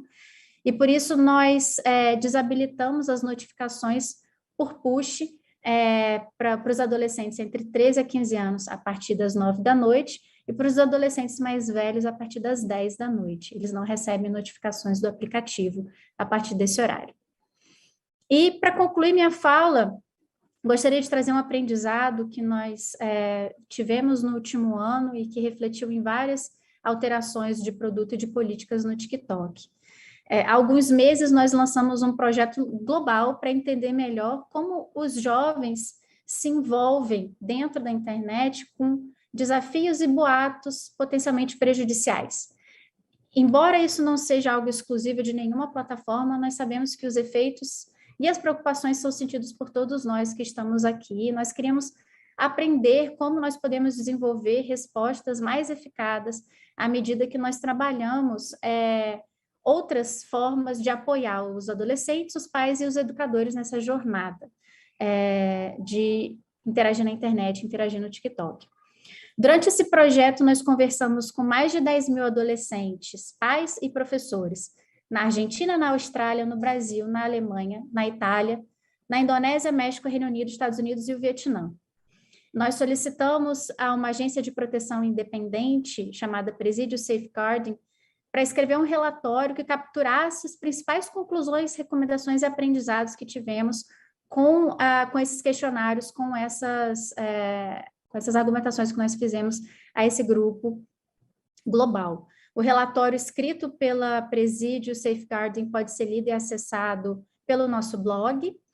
E, além de termos essa consultoria, essa agência independente e esse grupo de mais de 10 mil adolescentes, pais e professores espalhados globalmente, nós contamos com um painel dos 12 principais especialistas na área de segurança de jovens no mundo todo, para fornecer sugestões e recomendações a esse relatório da Presídio. E aqui no Brasil nós contamos com a expertise e com a participação da doutora Fabiana Vasconcelos, do Instituto de Me Cuido, um instituto especializado em desafios online. Então, o que os adolescentes nos contaram sobre riscos e como eles avaliam riscos online? A pesquisa identificou que esses adolescentes usam uma variedade de métodos e fontes para entender os riscos que podem ou não estar envolvidos com desafios ou certos boatos que eles participam ou ouvem falar.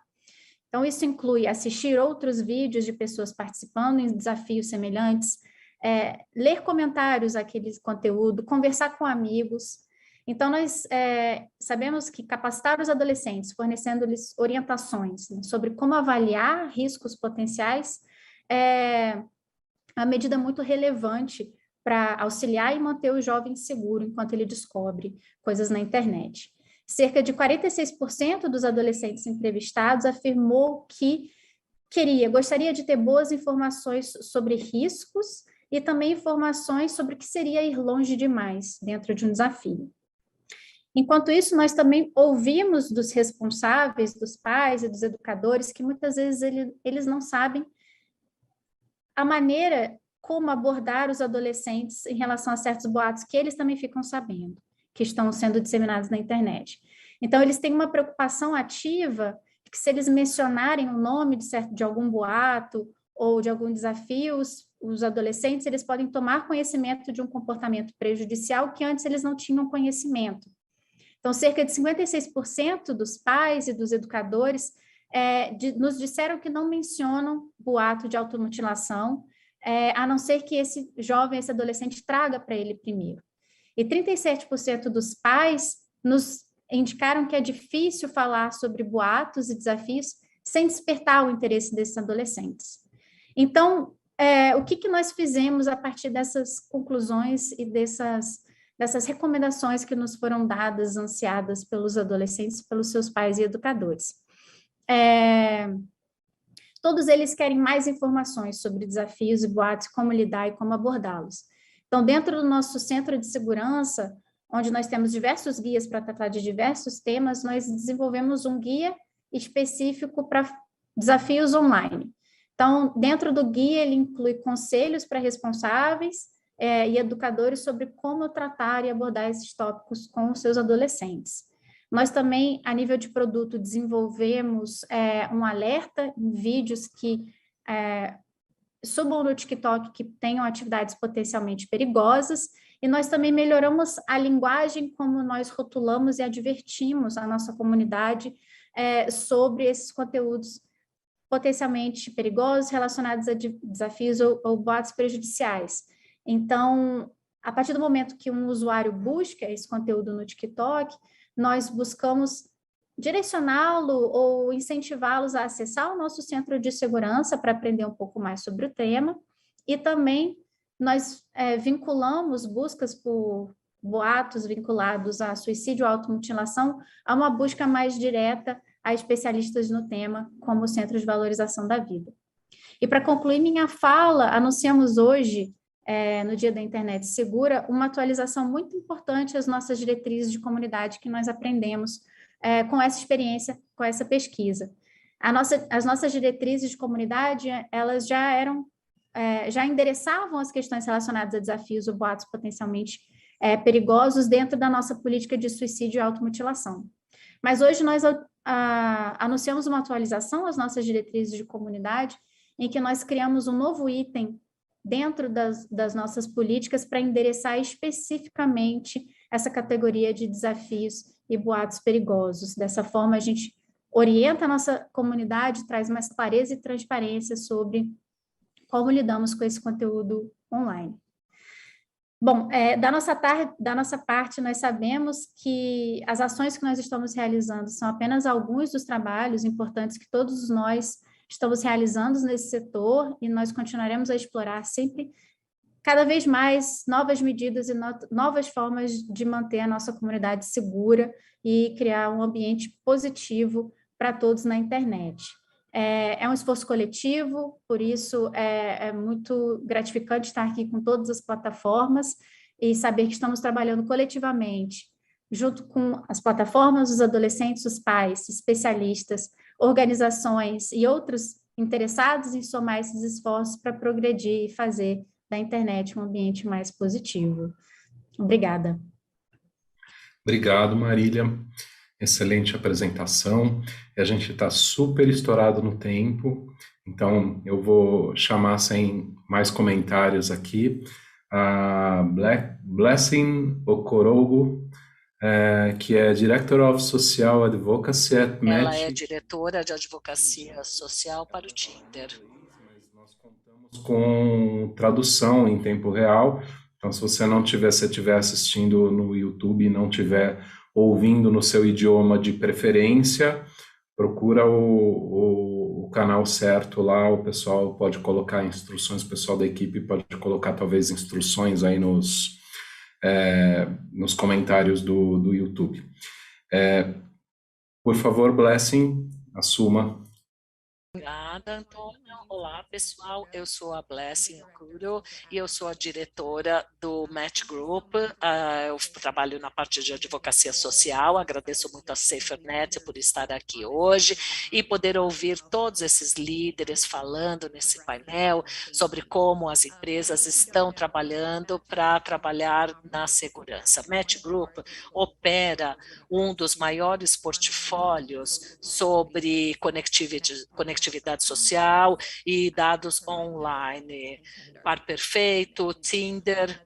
No total, nós temos 45 aplicativos de encontros. Hoje eu vou focar no Tinder, que é o aplicativo mais popular, não é, de encontros entre pessoas. Então, eu vou começar dando aqui um panorama geral sobre a missão do Tinder e qual é a filosofia do Tinder para a conectividade e o que buscamos em termos de segurança. Então, como que o Tinder começou? A meta do Tinder está em simplificar, na verdade, o processo de simplificar a forma como as pessoas se encontram online. Então, você se registra, você coloca fotos e daí a coisa vai ou para um lado ou para o outro, promovendo uma conversa que vai chegar a uma vontade de gostar ou não gostar, levar a um reconhecimento de pensamento mútuos e gerar uma conexão entre as partes. Ou seja, é a simplicidade da conexão. Esse é o tema central da experiência que queremos que o Tinder dê aos nossos usuários. Em última análise, a nossa missão é garantir que a gente vai manter aquela mágica da conexão humana viva. Todos merecem ter essa conexão com alguém novo. Então, as pessoas normalmente perguntam, para que serve o Tinder? Na verdade, vai depender para cada membro da comunidade do Tinder dizer o que ele espera daquele aplicativo, daquela comunidade. Na verdade, é a capacidade dos indivíduos de se apresentarem frequentemente, de serem tratados de maneira cordial, com experiências autênticas. Com a Covid deixando de cabeça para baixo, o Tinder teve um papel primordial conectando as pessoas ainda mais. Então, como nós pensamos e vemos a relação do Tinder e da segurança? As pessoas precisam se sentir seguras para apresentar-se de maneira autêntica e esperando que eles vão apenas não conhecer uma pessoa nova, mas também tem todo aquele ato da vulnerabilidade. Nós queremos que os usuários do Tinder saibam que estamos aqui para ajudá-los. Não podemos controlar, podemos controlar todas as experiências e proteger aquele ambiente com segurança. Em última análise, todos que estão no Tinder devem se sentir confortáveis, sendo o que são e tendo uma ótima experiência. Eu vou passar então para a filosofia do Tinder, que realmente é a pedra fundamental que está voltada para a confiança e o respeito. Isso é crítico na relação entre Tinder e os seus usuários, e realmente a confiança é algo essencial, não apenas para essa geração, mas para a maioria dos nossos membros, e é isso que nós utilizamos para descrever como nós nos tornamos uma marca bem-sucedida e como vemos o nosso produto hoje. No Tinder, a nossa prioridade está sobre a autenticidade da experiência e também garantir que a experiência seja algo realmente que tenha equidade, e o nosso foco é não dar aos membros apenas uma ótima experiência, mas também fazer com que eles se sintam seguros e que tenham um momento agradável. E nós damos exemplos do que deve ser segurança, verdade, confiança, e nós incluímos isso dentro da plataforma e vemos isso como negócio. E quando falamos sobre segurança, é muito importante deixar bem claro qual que é o papel do Tinder. Nós e achamos que o Tinder é um local onde as pessoas não apenas vão para se encontrar, é como se fosse uma festa, sabe? Somos anfitriões daquele engajamento. Então, nós queremos garantir que os nossos convidados se sintam à vontade naquela festa. Um bom anfitrião sempre vai perguntar aos seus convidados, não é?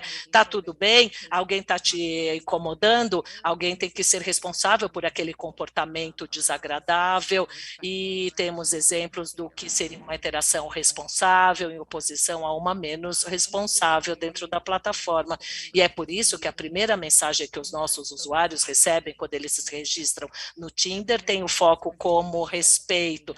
Todos os membros que se inscrevem, eles devem concordar com uma diretriz, mesmo antes de criarem o seu perfil, e dando aos nossos usuários esse código de ética funciona, porque vai evitar que qualquer tipo de ação ruim ou prejudicial possa ser realizada, evitando que as pessoas tenham uma experiência agradável. Então, nós temos algumas diquinhas online sobre segurança na nossa plataforma e continuamos a enfatizar quais são os nossos comprometimentos de segurança para garantir a proteção da experiência dos nossos usuários. A transparência é vital e é nosso papel tornar isso uma prioridade e o nosso foco. Isso está incluído não apenas nessa mágica de tornar as conexões mais vivas possíveis, mas também que as ações sejam direcionadas pelo senso de responsabilidade. Nós realmente queríamos falar um pouquinho sobre a segurança. Algumas iniciativas que foram, na verdade, lançadas nos últimos anos. Nós temos alguns grupos de pareamento, onde essencialmente nós temos um conselho consultor que fala sobre líderes de tráfico e duas fundações, o Centro Internacional para Crianças Exploradas, também trabalhamos com o Centro de Recursos de Violência Sexual, juntamente com outros especialistas em violência e segurança. Eles nos ajudam a priorizar como é que vai ficar a segurança dos membros. No Brasil, mais específico, o Tinder tem parceria com várias ONGs, Fundo Trends, NBGLT, entre outras, para certificarmos de que o nosso conteúdo será relevante a nível local, também levando em considerações variações culturais em termos daquilo que os membros precisam para se sentirem seguros de fato. Também introduzimos várias características muito interessantes nos últimos 2 anos, e essencialmente elas estão rolando a nível global para que possamos preservar esse espaço de confiança para as pessoas se conhecerem. Eu vou compartilhar agora um pouquinho desse trabalho, já que não temos tanto tempo assim. Para o Tinder, em especial, nós fazemos verificação de fotos, por exemplo. Isso nos ajuda a garantir que o perfil dos membros e as imagens sejam genuínas e que também sejam autenticadas. Recentemente, nós lançamos um hub onde os membros podem ter um controle maior das pessoas com as quais eles gostariam de fazer um matching. Também introduzimos chats por vídeo que nos ajudam a identificar o que, quando esse match diz, e verificar também a distância dessa pessoa. Conseguimos melhorar as formas de notificação para o Tinder de qualquer comportamento inadequado ou suspeito. Recentemente, nós também lançamos atualizações de produtos para ter certeza de que nossos relatórios são feitos de forma adequada. Nós temos uma organização sem fins lucrativos dos Estados Unidos que trabalha contra a violência em dating para verificar qualquer forma de abuso e estupro também. Nós redesenhamos a forma como os membros consideram a forma como nós podemos oferecer um cuidado melhor, não só para todos os nossos membros, mas também pensando especificamente nas pessoas que sofreram diferentes formas de abuso, para termos um compromisso grande com a segurança dos nossos membros. Temos algumas outras características também que foram recém-lançadas, para termos certeza de que seremos proativos e para que as pessoas sejam responsabilizadas pelo seu comportamento, incluindo perguntas como: você tem certeza? Isso incomoda você? Essas duas opções foram elaboradas para ajudar linguagem adequada, as mensagens, e para que possamos melhorar e aumentar o relatório desse tipo de comportamento inadequado. Finalmente, também lançamos uma introdução para termos certeza de que melhoraríamos, incluiríamos verificação de identidade. Agora, em 2022, faremos isso não apenas no Tinder, mas em outros aplicativos de dating. Isso demonstra o nosso compromisso para melhorar a qualidade da experiência de dating. E também no Brasil, não só no Brasil, mas em outros lugares do mundo. Aqui, nós lançamos um centro de segurança que permite acesso a recursos, orientações, formação, para você saber, ou para as pessoas saberem como é que podem melhorar a experiência do Tinder. Aqui no Brasil, isso é bastante seguro, há vários serviços que são oferecidos por ONGs locais, incluindo o SaferNet. Nós estamos muito empolgados com o nosso compromisso através dessas parcerias para continuar reforçando a segurança, trabalhando com organizações para melhor atender as nossas comunidades locais e entender melhor também como é que nós podemos articular a necessidade que nós podemos não identificar como uma empresa. Acredito que, à medida em que nós pensamos no nosso mapa do produto e as nossas políticas, isso tudo é muito importante, e é por isso que nós estamos muito empolgados em fazer parte do SaferNet. É uma organização tão incrível para a proteção de segurança digital em todas as nossas plataformas, de forma que eu realmente gostaria de agradecer. Encontrar novas pessoas é uma coisa muito empolgante. Nós estamos muito felizes pelo Tinder ter um papel cada vez maior na conexão de pessoas, não apenas para fazer dates, mas para conhecer pessoas e ter as experiências que as pessoas desejam. Queremos ter certeza de que vamos oferecer aos nossos membros orientações para que possam ser mais cautelosos ao conhecer pessoas novas e para que possam tomar as melhores decisões. Nós temos várias dicas para dating online que são disponibilizadas, reforçando para que as pessoas verifiquem realmente esses dados de segurança. Temos alguns produtos e atualizações muito interessantes que vamos lançar no próximo ano. Mais uma vez, estou muito empolgada por podermos aprofundarmos nesse compromisso, juntamente com outros líderes, para ter certeza de que vamos compartilhar as melhores práticas e de que elas serão incluídas para termos certeza de que teremos uma cultura de segurança e preservação. Eu gostaria, então, agora de agradecer a todos pelo convite de fazer a apresentação aqui e compartilhar um pouquinho sobre o Tinder, a sua missão em termos de reforçar a segurança digital. Mais uma vez, obrigada pelo seu tempo. Nós aqui agradecemos, Blessing, pela excelente apresentação. Muito obrigado por compartilhar tudo isso com a gente. E eu gostaria de chamar agora a nossa última painelista do dia, a Marsuri Romero, que é executiva de sustentabilidade da Vivo. Então, Marsuri, a palavra é sua. Bem, obrigada. boa tarde. Feliz também de poder estar nesse dia tão especial, né? O Dia da Internet Segura é um trabalho que a gente preza muito, né, dentro da companhia, e poder apresentar um pouquinho para vocês. Na verdade, eu vou um pouco, não na contramão, mas no complemento do que as colegas de painel falaram, porque elas estavam demonstrando como cada empresa, diretamente a TUI, está conectado com o próprio negócio, né? E quando a gente traz a Vivo dentro desse mesmo contexto, a gente está falando de uma empresa de tecnologia que ela provê internet e acesso. E por conta disso está dentro do seu propósito, que as pessoas estejam conectadas e que elas possam usufruir o melhor que a tecnologia tem. E nesse sentido, eu vou apresentar para vocês um pouco do projeto que a gente já tem um bom tempo trabalhando, que é o Dialogando, né? Um projeto que ele é bem bacana, assim, ele está dentro da área eu sou da área de sustentabilidade, está debaixo do guarda-chuva de responsabilidade corporativa, e é uma das ações que a gente tem com toda a sociedade, que enfim, para todas as pessoas, que não é necessariamente para clientes, né?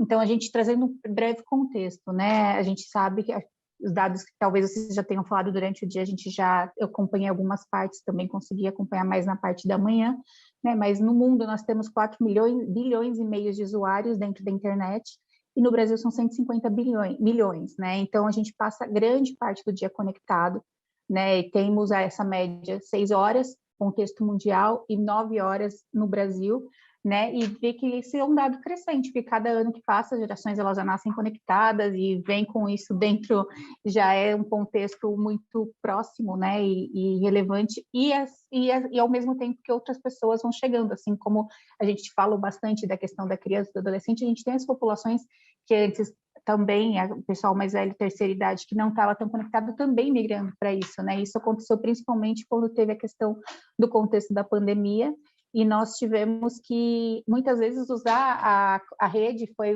poderosíssima nesse contexto deles, primeiro momento, fazer uma videochamada, estar próximo, né, quando a gente estava recluso dentro de casa, e agora, depois, abriu-se um novo modelo, porque a gente já consegue, né, com todas as medidas de proteção e segurança, se conectar e ver as pessoas pessoalmente, mas aí eles acabaram que também ingressaram com mais frequência e acabaram entrando dentro desse universo, né, com maior presença, né? Então, falando do Dialogando, né, do papel que a gente tem desse projeto, ele existe desde 2015 e ele foi lançado com o propósito de promover uma discussão e um debate sobre o uso responsável das tecnologias, né? Então, que seria isso? O Grupo Telefônica, né, que é da marca Vivo, ele está presente em 12 países, então esse portal também tem esses outros países, né? Ele está em espanhol e em português, que é onde o Grupo Telefônica tem operação, né? E a gente tem alguns eixos de discussão, seriam sustentabilidade, educação, inovação, segurança e comportamento, né? Porque a gente não dissocia a questão de segurança e comportamento, né? A gente está,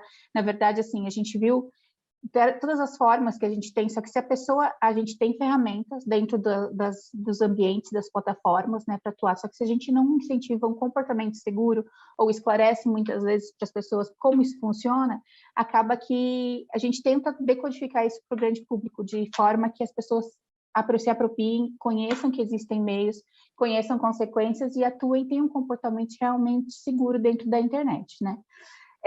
Através dessa abordagem, o que a gente faz? A gente usa muito a questão da educação, a conversa, a gente tenta cada ano se reinventar e trazer formas de linguagens mais acessíveis, ou trazer aquilo que está no momento, né, pautas que a gente chama dentro do projeto, que são as pautas quentes do momento, e trazer por trás como que isso funciona, como que a pessoa pode ter um ambiente, um conteúdo de qualidade, respaldados por especialistas, porque também é outra questão que a gente tem muita informação, né? A gente vive num ambiente que a gente pode digitar e aquilo vai te levando para N informações.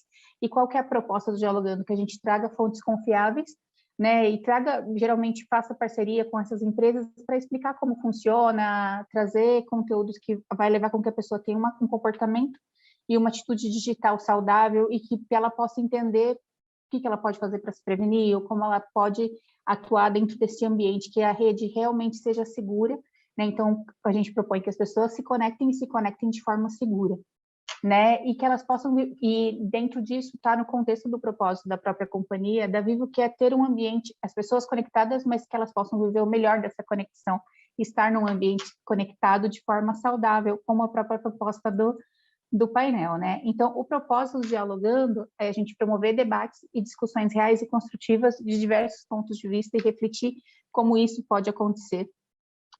Prestar um serviço à sociedade, né, contribuindo para o bem-estar digital, que as pessoas tenham um ambiente de troca também, intercâmbio de ideias, facilitar o acesso à informação. Então, muitas vezes a gente vê que, assim, tem ferramentas de segurança, só que a gente não traz isso de um contexto, a gente, por exemplo, a gente tem muita parceria com o próprio Instagram, com a questão do Twitter, do Twitter ou de matérias, plataformas distintas, de falar como que funciona, com qual ferramenta você deve usar, controle de parentalidade, como que funciona. Então, a gente usa vários públicos, né?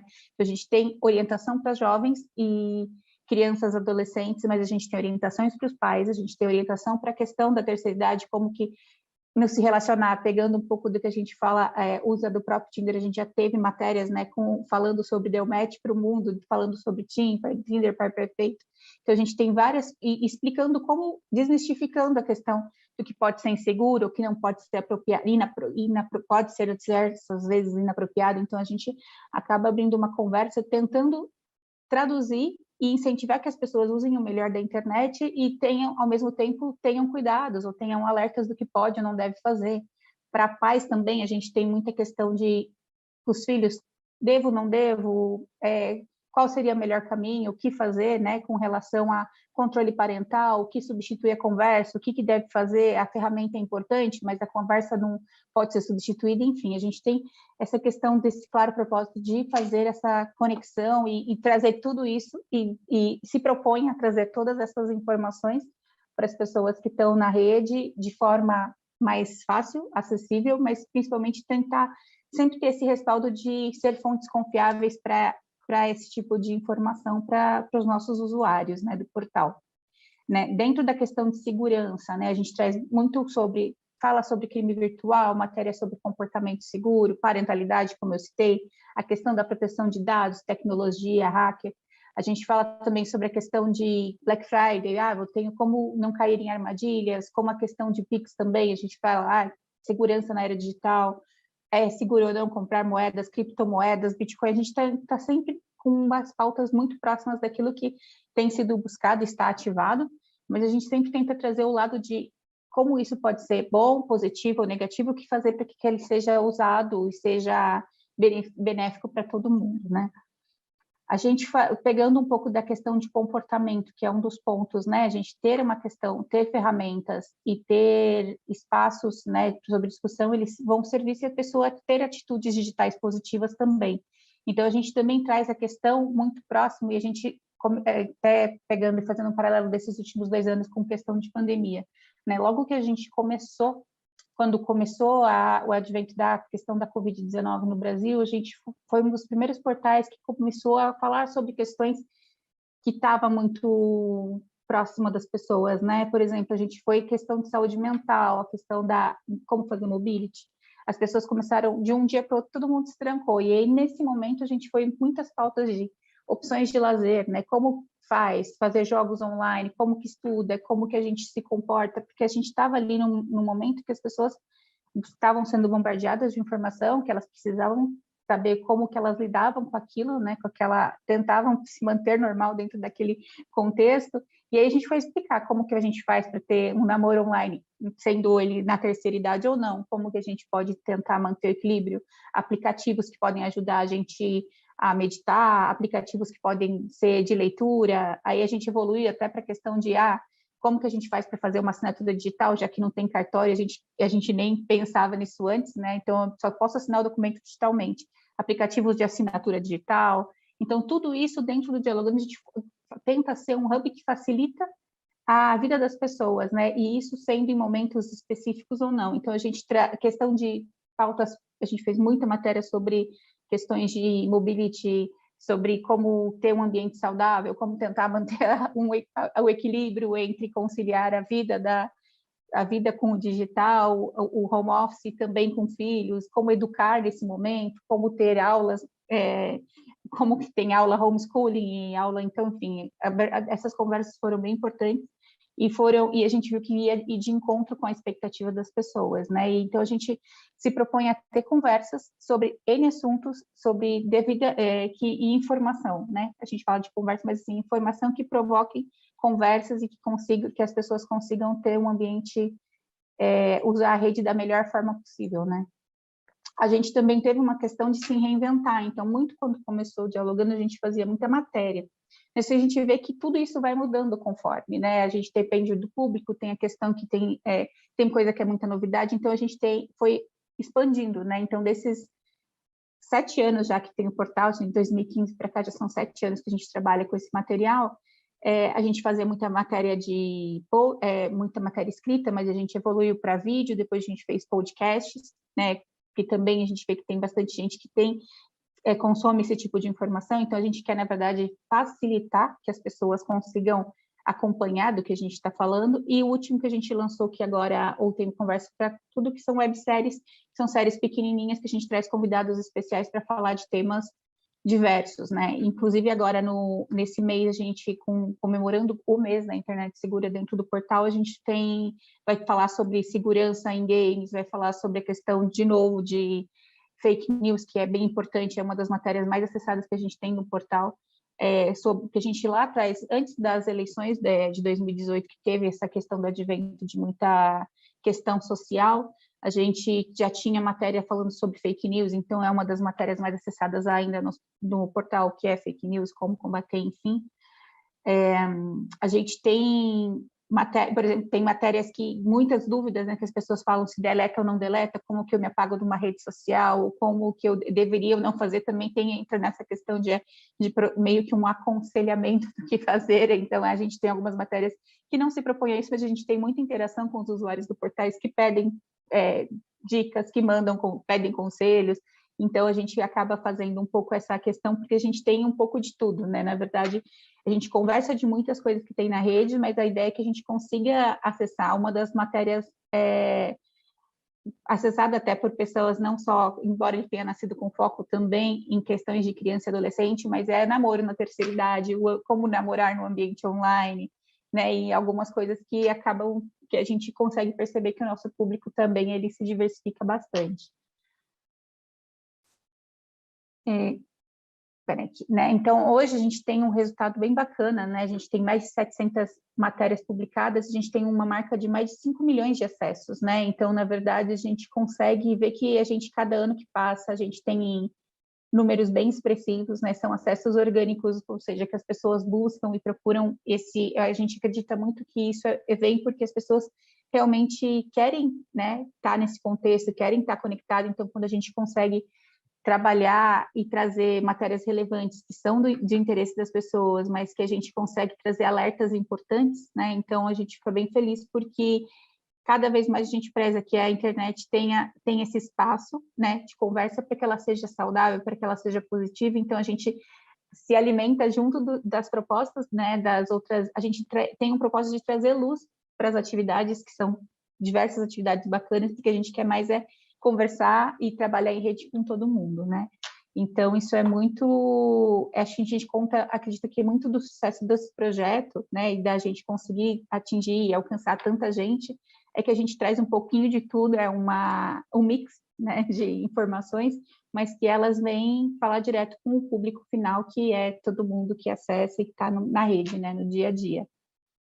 Aí, uma coisa que eu queria comentar com relação de segurança, só porque, né, a gente, né, falando de parcerias de segurança, que a Vivo ela está fazendo agora uma parceria com o WhatsApp, né, dentro da questão de tecnologia, a gente dentro da Vivo tem os especialistas que a gente chama de gurus de tecnologia, e eles vão fazer uma campanha especial, vão ter ações especiais de vídeo explicando como ter um WhatsApp mais seguro, como ter a questão de clonagem, evitar a questão de golpes, né, que isso infelizmente é uma coisa que acontece e que a gente ouve bastante comentar que alguém que caiu em algum golpe, né, no próprio WhatsApp, e confirmações de 2 etapas, como ter checagens de fatores e ser mais efetivo. E outra questão que a gente investe também aqui é a questão da proteção digital. Então, também existem ferramentas digitais dentro da Vivo que se propõem a ter controle parental, ter um antivírus, ter um alerta, que também é bacana conhecer, porque a gente também está preocupado com o outro lado, de como a gente consegue ter ajudar os nossos clientes, no caso, a terem uma proteção melhor e uma segurança digital. E é isso. Eu apresentei, acho que eu não tenho tanto tempo, né? Não tentei ser rápido para não estender tanto, mas convido vocês a conhecerem o portal que chama dialogando.com, que é bem interessante. Obrigada pelo tempo e pelo espaço. Nós é que agradecemos, Marsuri, excelente apresentação. Excelente apresentação de todas aqui no painel, foi um painel realmente muito rico.